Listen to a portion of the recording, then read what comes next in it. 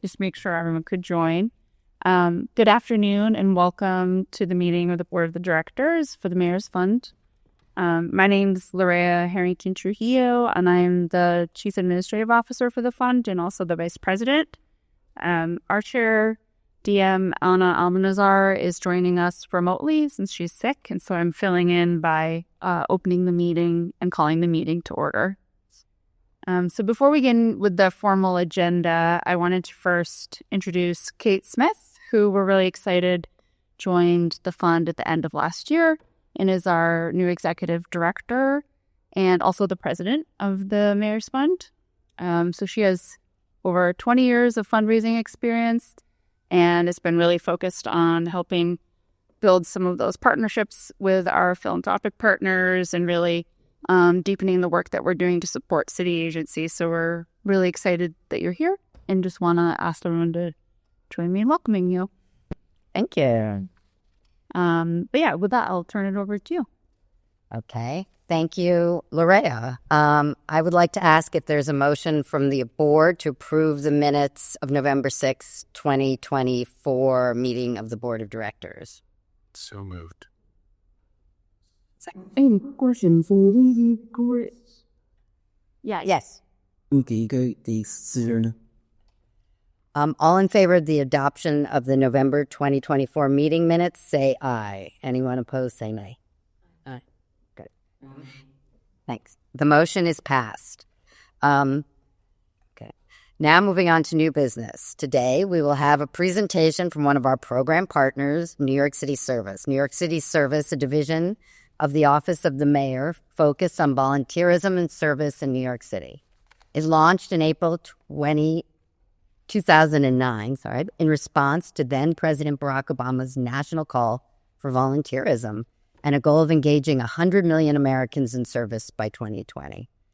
New York City was the first city of service, and since NYC Service launched, over 200 U.S. cities have joined the Cities of Service network. I now turn the floor over to New York City Service. Hey, thank you so much, Kate. We really appreciate the opportunity to be here, and Maria and Cesarina for all, I don't know where Cesarina went, but for all of your support. We have been long-term partners of the Mayor's Fund. Aaron actually was a founding member of NYC Service. And so we've been working all alongside and just really appreciate the support and the opportunity to be here. I think Wendy, I think you're the only one I don't know, but I'm the Chief Service Officer, so I have the distinct privilege of overseeing the office and just have a really strong, amazing team that's really filled with, senior-level people, coordinators who are doing day-to-day work with a ton of external partners. And we just really, our vision is to create a culture of service in New York City. So we've been doing a lot to expand that. With our survey of handouts, is it just easier to go with the handouts? Just to go through the history, Kate, as you said, we're celebrating our 16th anniversary this year. And I think it's important to just really note with the founding, the founding was really for two purposes: to respond to national call to engage. The greatest resource we have in New York are people, because it was a moment, again, it was during a recession, inspiring hope, renewing connections, healing division, which is very similar to where we are now, as well as looking at how do we really take people power and human capital to communities in response to the recession that, pushed so many New Yorkers into poverty at the time. So, things are very cyclical. We're dealing with a lot of the same issues that we have here. And really, as I said, our mission is to provide meaningful access, opportunity, and resources. So we do a lot of programming. We do a lot of public-facing work also so that all 8.5 million New Yorkers have a way to engage. And as I said, our vision is to build a culture of service. So it's everything from informal acts of helping, your next-door neighbor shovel their walks so they don't get a ticket, helping at your child's school, all the way into formal acts like AmeriCorps, becoming a public servant, and everything in between. So we launched our strategic plan that will go through the end of this year, and then we'll revamp it at the end of the year. And with our strategic plan, the case for service right now, there's 4 critical pieces that we're just really seeing. Number one, just bridging across political polarization, looking to restore trust, especially in institutions across, the city and the country. The second piece is really healing the loneliness crisis that, due to COVID and many other factors, it's become something on a national level that people are really looking at. And then finally, the last couple, the city and just across the nation lost a tremendous amount of capacity through volunteers. During COVID, many people who traditionally volunteered couldn't come out. And across the country, it dipped pretty precipitously. So we're really working to how do we just get more people back in the fold. And then finally, looking at this idea of looking at equity and justice through service.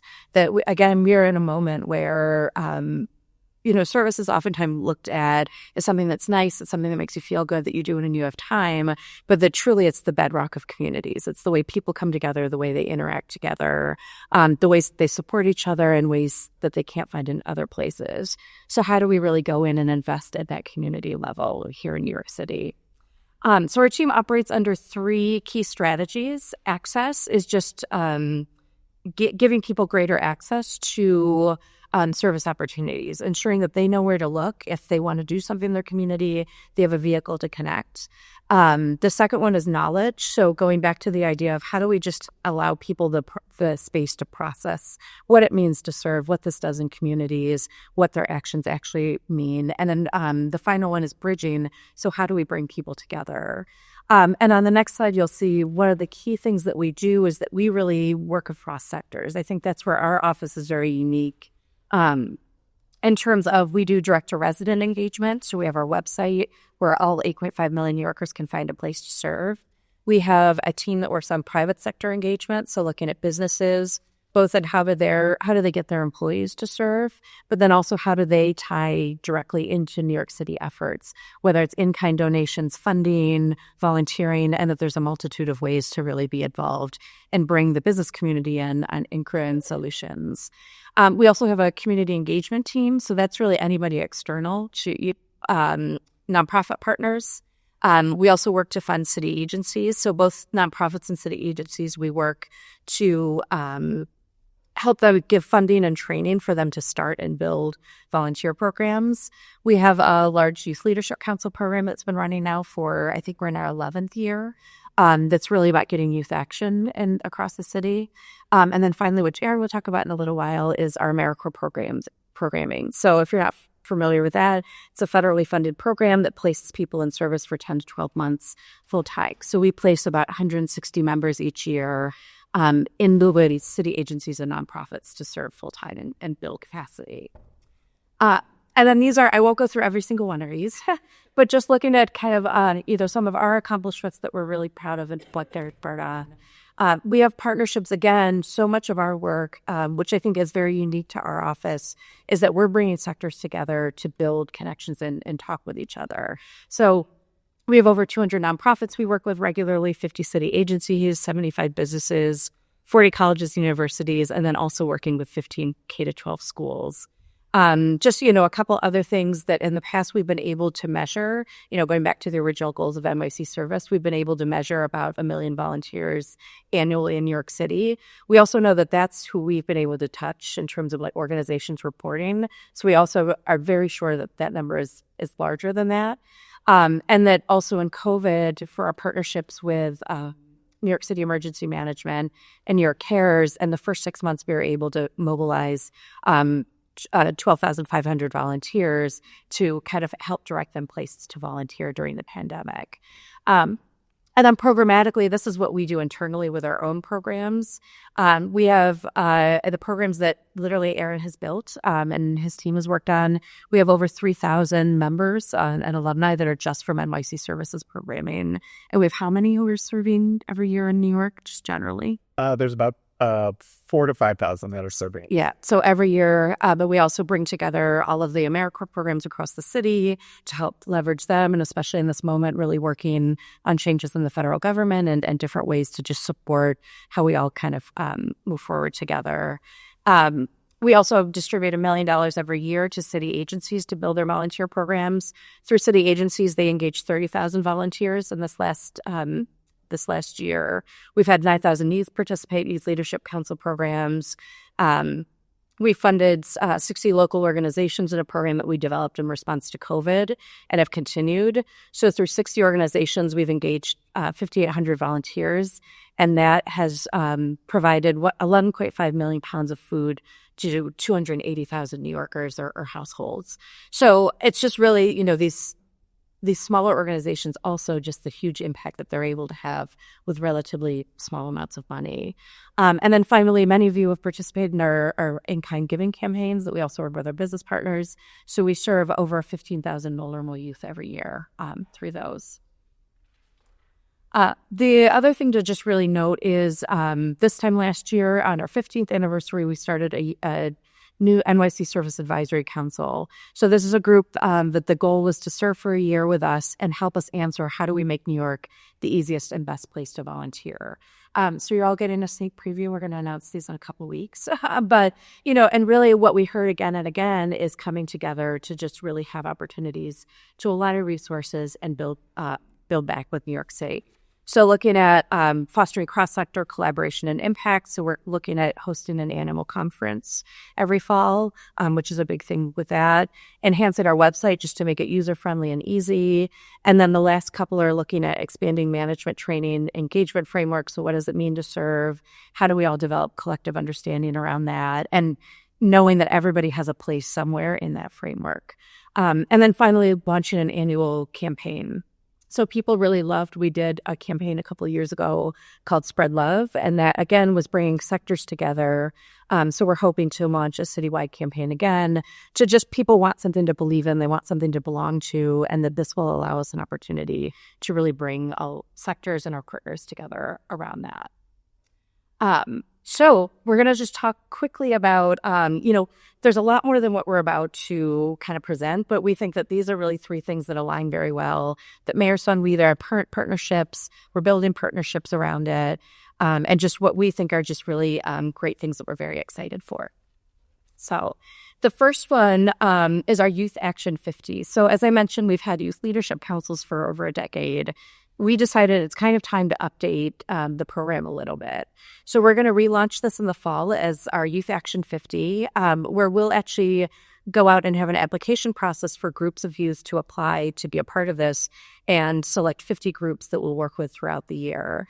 And what's really exciting about this program is that the power of NYC Service is helping youth connect to power in city government, that we have relationships with people who are making policy decisions. So for us, it's what our value add is how do we collect these youth groups that are already doing great work in their communities to sources of power, that they can meet with agency leaders, hear more about what's going on in the city, what the city's priorities are, and then get feedback on the community action projects that they're doing locally. So that's just one of the things we're really excited for. And then I think on the next slide, it primarily will be, youth ages 14 to 21. And again, youth are so disproportionately affected by city policies, everything from housing to safety to education, but oftentimes they're the ones who are asked about it the least, but they're so affected by everything that they see. So for us, again, it's really building that connection.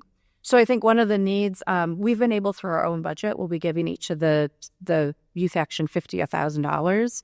But even that kind of scratches the surface. So just this idea of how can we bring resources into the councils as they develop their projects in their communities, and everything from supplies to do the service projects to funding food, beverages for meetings, like all of that kind of stuff, spaces to host the gatherings because we'll be bringing the youth together to also meet each other and network. So I think that's a huge piece for us of just how do we find partners that can help us with those things, and be able to host our summit on a college campus or other notable New York City locations that are just like really cool, interesting places for the youth to go and see that they might not ordinarily in their lives. So that's kind of Youth Action 50. We've also been really excited about our businesses and service, which we've been growing over the last 2 years. This is where we bring our business partners together. What we're seeing and hearing is that business partners are very eager and hungry to have kind of the insider knowledge of like what's going on in the city, how can we help? And oftentimes they're just looking really for a way to plug in. So this is our kind of way to connect them to issues and also have them hear directly from nonprofits and city agency partners who are doing the work on the ground. So we currently have 75 business partners, and we're growing that network. And this kind of comes together in a couple different ways. So building cross-sector support. So doing 3 to 4 annual business and service meetings where, again, we bring them in. We've done a couple already. The most recent one we did on supporting asylum seekers. So we had 8 organizations, did a panel so that everybody in the room was able to hear from the people who are doing the work, hear about ways that they could engage their employees, and then truly just looking at how do we build out like trainings together, having that network, building a learning community so that they can all learn from each other. And then the second piece is we do have a business toolkit. So again, kind of building out our toolkit, building out what does it look like to engage. That for businesses, there's several different ways that you could do in-kind donations, you can do funding, you can volunteer. And then the other piece that we've been working on quite a bit is skills-based engagement. So we've been doing a partnership with Gloat. And what Gloat does is they're essentially a company that has an app for corporations that, like, this is where you go and you find all the information you need. It's your health insurance information. It's your health insurance, it's your wellness, it's anything you need to know about your company. They've added in a volunteer portal. So our pilot company has been MasterCard. So we have about, I think, 30 different projects with city agencies. And then the MasterCard employees match with them, and then they're given pro bono support to the city agency. So things like marketing, data analytics, just things that agencies may not be able to do themselves. So we're really, as I said, kind of building out a huge spectrum of how we do this. We also, on this next slide, really looking at, funding and in-kind donations are huge. That over the last couple years, our Secret Snowflake program has tripled. We used to serve about 3,000 youth a year, and that grew to 15,000 youth over the last couple of years supporting the shelters here in New York City. And then we also have Project Move In, which is coming up this year. And then that's a program where we work with DSS. So youth who are in the shelter system, who have been accepted to college, will get a bag that has everything you would need for a dorm room. So it's sheets, towels. We even do like AirPods. This year, we're working out in partnership where they may also get laptops, so that it's really just looking at how do we set youth up to go into their first year of college and have everything they need and not have to worry about it. And then there's other places, I think, as far as businesses looking at year-end donations, programmatic drives. We also leverage a lot of in-kind donations through our partners and match them with other city agencies. We work very closely with Mayor's Fund and just helping business partners who have in-kind donations, looking to get them to the right places. And then we also just, for needs around that, also looking at just hosting businesses and service. So it's always helpful for us to be able to find business partners who are willing to host, help, with food, beverage, space, great space for people to come to. And then the other couple places with businesses and service are just volunteering. So we also bring a lot of our corporate volunteers in for our annual Women's History Month mentoring summit. We do speed mentoring where corporations can come in for a couple hours. And actually the youth oftentimes will go to their offices to do quick mentoring. And then we do a lot of just matching. Businesses will come to us to ask, where can we volunteer? So we do that. And then finally, I mentioned the Team NYC and our skills-based engagements. So we're looking to build those efforts out and just find additional partners who are interested in volunteering with city agencies to do the pro bono work. So, and Aaron. Great. Hi, everybody. Aaron Miner, Deputy Chief Service Officer for National Service and Fiscal Operations.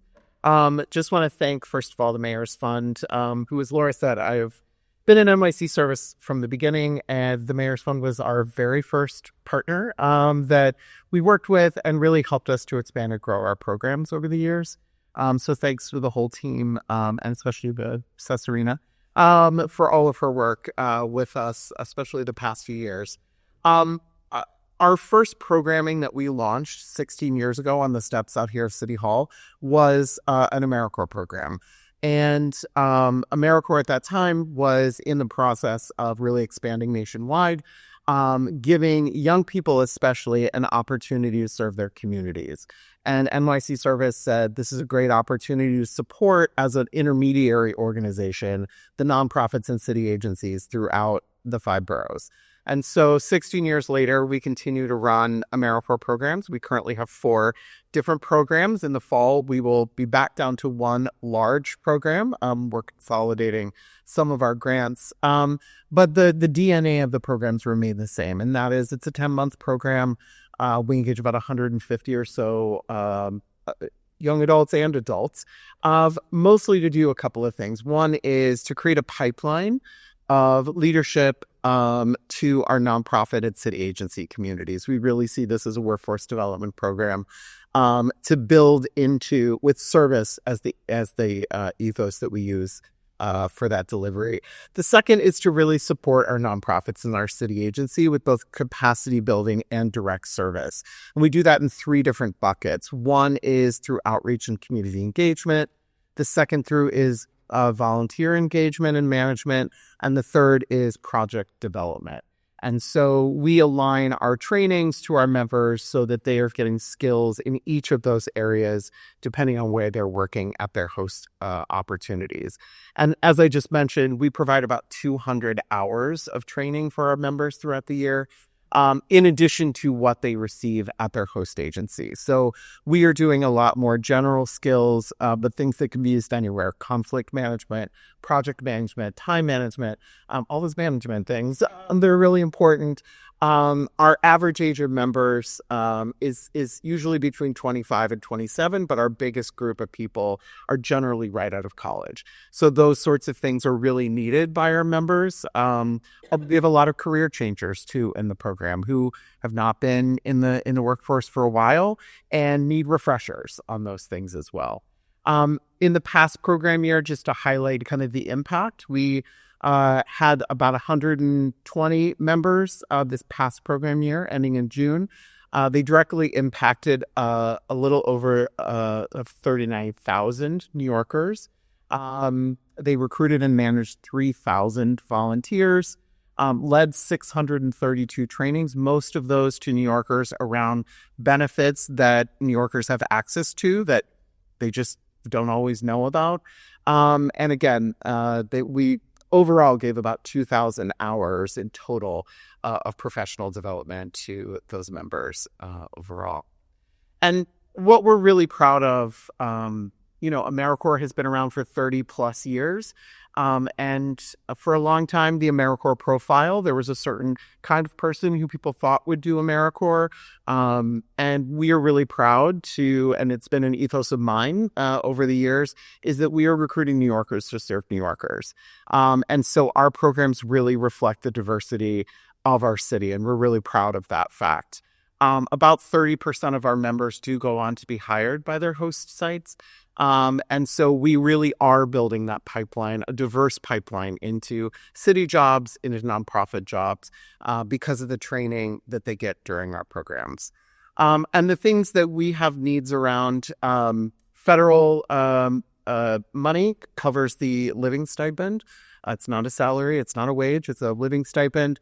But there's a lot of things that we provide members because that stipend is not very large, to help enhance their experiences. So, we provide things like monthly unlimited Metro cards so that they can get around this city for their service, minimal health insurance.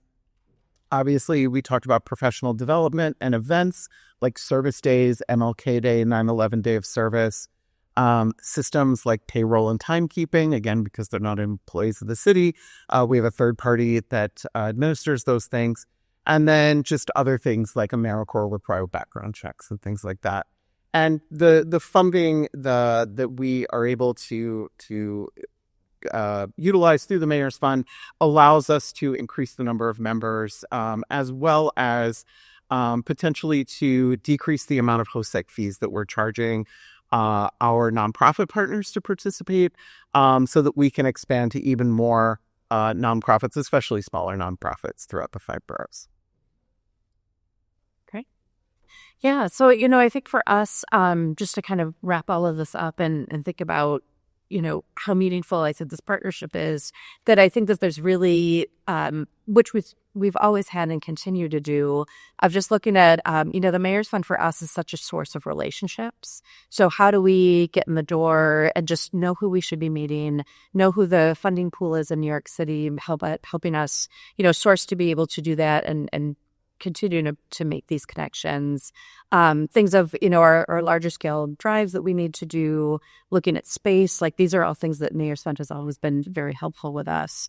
And then I think in partnership, because, we always look at how do we make things transformational and that there's a back and forth, that truly I think we're a really great vehicle too to kind of build out these connections with businesses, that businesses want to be involved. They want to be involved with the city. We can help them with things like volunteering, getting them into in-kind, that we're a source of businesses are reaching out and want to help. We can help kind of figure out where to go, how to help match them, sometimes managing some of those relationships on, as well in the programs that we do.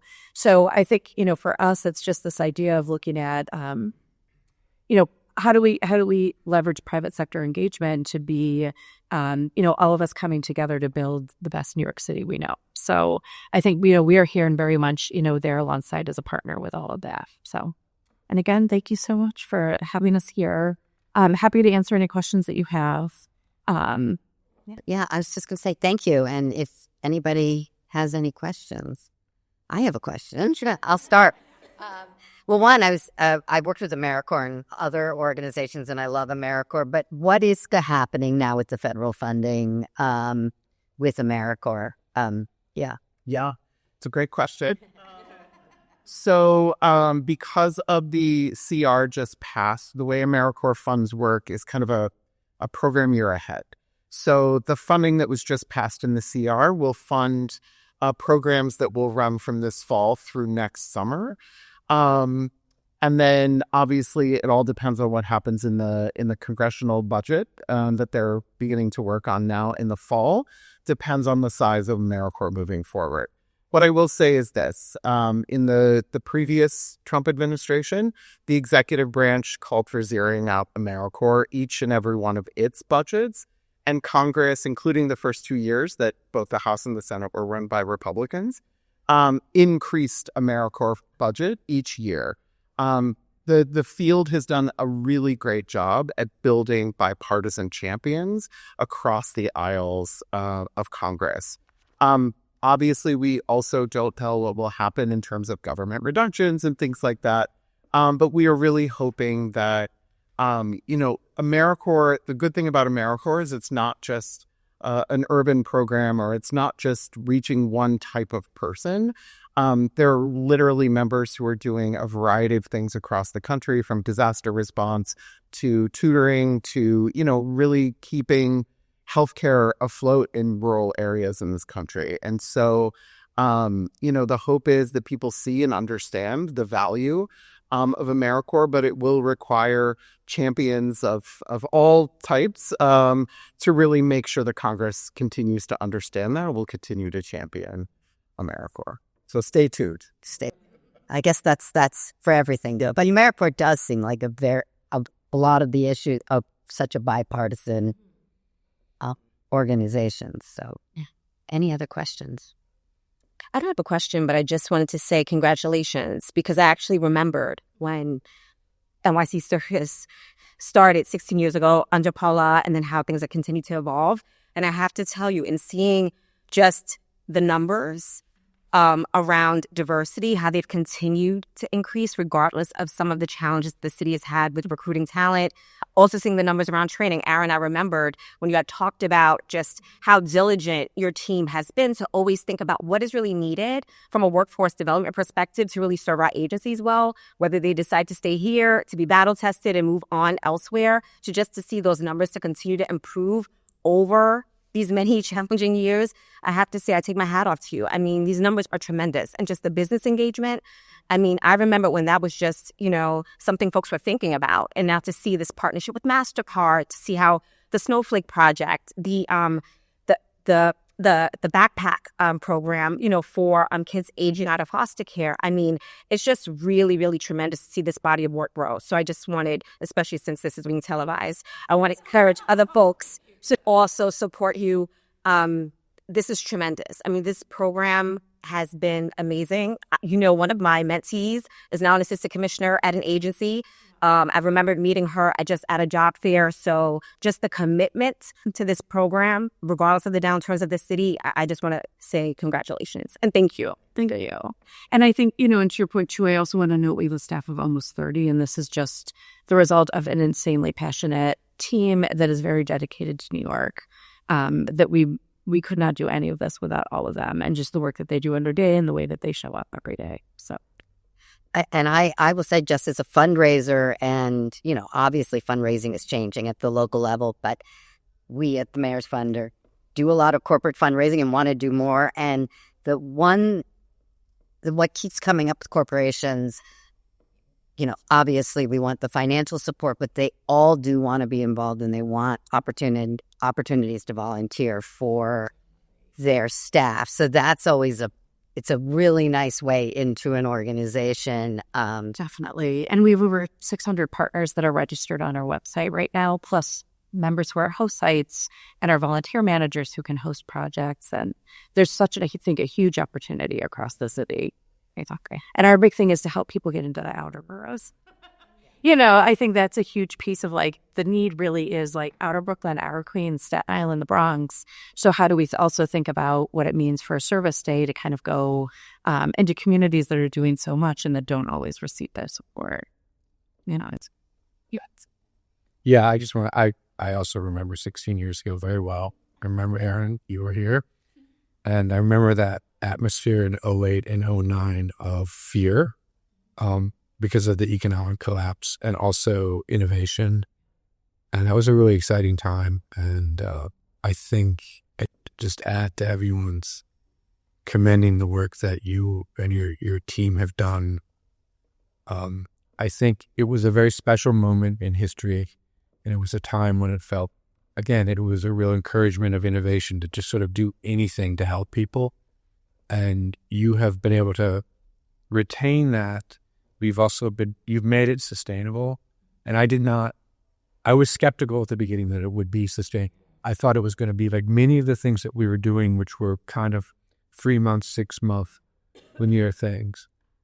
So I really, really commend you on that. I think it's incredible. Yeah. Thank you. Yeah. And the whole team, obviously. Yeah. And again, I think this is just really for us. I think community partners are used to government coming in and out. So much of, I've been actually in a couple of weeks, it's my 10-year anniversary at NYC Service, and it'll be my 4-year anniversary in CSO. And I mean, Aaron has been in lockstep with this as long as we've worked together. But it's just, how do we provide consistency for the community? Because administrations come and go, but the work that we do is something that can be a constant in, how we connect with communities, how we support them in this moment. So, and I also have to say, this administration has been so supportive of service. And I think just the way that we've been able to expand in this administration also has been really key, to get staff to, we've been able to switch. We used to have half borough office were fellows. We were able to switch those into permanent lines. So we have consistent staff now for our partners. I think the support that we get and people being out in the community has been really huge. So thanks. Any other questions or comments? Sorry, I think we should go off more than our. Yeah, and that's great. It was terrific. There's the rookie, so we could try and go. I'm impressed that your staff is 30. Yeah, the numbers in it, usuals. Yes. It's it's a lot. But again, people just love it. How many of our staff are AmeriCorps alum? We like 60 or 70%. That's. And we look for that. We do recruit during the interview process, we ask questions about community mindedness, we ask questions about culture and what they're expecting. And but it's huge. Okay. Thank you. Is there any more new business? If no, then we're adjourned. We should move. Okay. I would like to ask for a motion to adjourn. I move to adjourn. All in favor, say aye. Meeting adjourned.